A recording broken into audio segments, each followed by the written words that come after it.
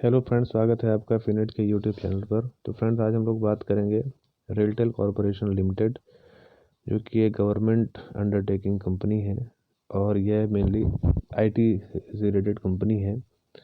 और यह कंपनी कैसी है? स्मॉल साइज़ कंपनी है ना, स्मॉल कैप कंपनी है।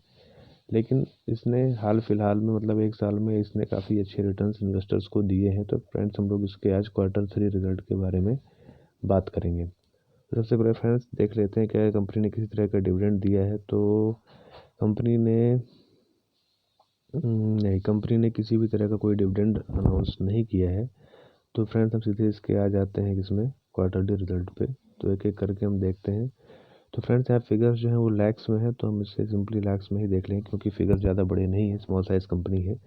तो सबसे पहले देखते हैं रेवेन्यू फ्रॉम ऑपरेशन। तो कंपनी ने टोटल रेवेन्यू कितना जनरेट किया। तो कंपनी का जो रेवेन्यू मतलब इस क्वार्टर के लिए जो रेवेन्यू था वो कितना था? 67,481 लैक्स। ठीक है। पिछले क्वार्टर में कितना था? 61,282। और उसके पिछले क्वार्टर में कितना था? 46,217। तो quarter on quarter and year on year company के जो रेवेन्यू है उसमें ग्रोथ है, जो कि एक अच्छा साइन है किसी भी कंपनी के फ्यूचर के लिए। तो फिर फ्रेंड्स, हम लोग आगे बात करते हैं क्या इसके एक्सपेंसेस, क्योंकि कंपनी ने रेवेन्यू जनरेट किया है तो एक्सपेंसेस भी हुए होंगे। तो कंपनी का जो एक्सपेंस है वो देख लेते हैं। तो इस क्वार्टर में कंपनी का जो एक्सपेंस था वो कितना था?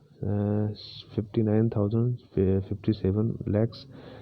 पिछले क्वार्टर में 52,236 लैक्स। और पिछले साल के इसी क्वार्टर में कितना था? 41,903 लैक्स रुपीज़। तो एक्सपेंस में भी उसी के प्रोपोर्शनेट में इंक्रीमेंट हुआ है।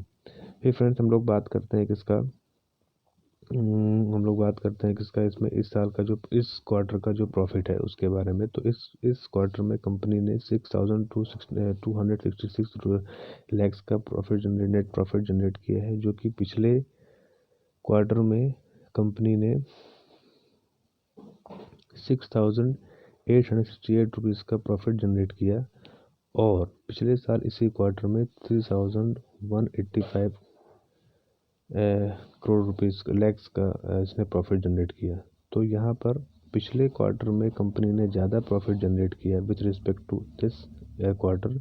बट ईयर ऑन ईयर में कंपनी के जो प्रॉफिट्स हैं उसमें ग्रोथ हमें दिख रही है। तो इसका मतलब ये हुआ फ्रेंड्स कि कंपनी ने इस क्वार्टर में पिछले क्वार्टर के मुकाबले कम प्रॉफिट जनरेट किया और उसका जो डिफरेंस है वो भी काफ़ी ज़्यादा है। ऑलमोस्ट 600 लैक्स का जो डिफरेंस यहाँ पे हमें दिख रहा है, तो जो कि थोड़ा सा ज़्यादा है। तो हो सकता है कि कल इसकी वजह से स्टॉक में प्रेशर भी आपको देखने को मिले।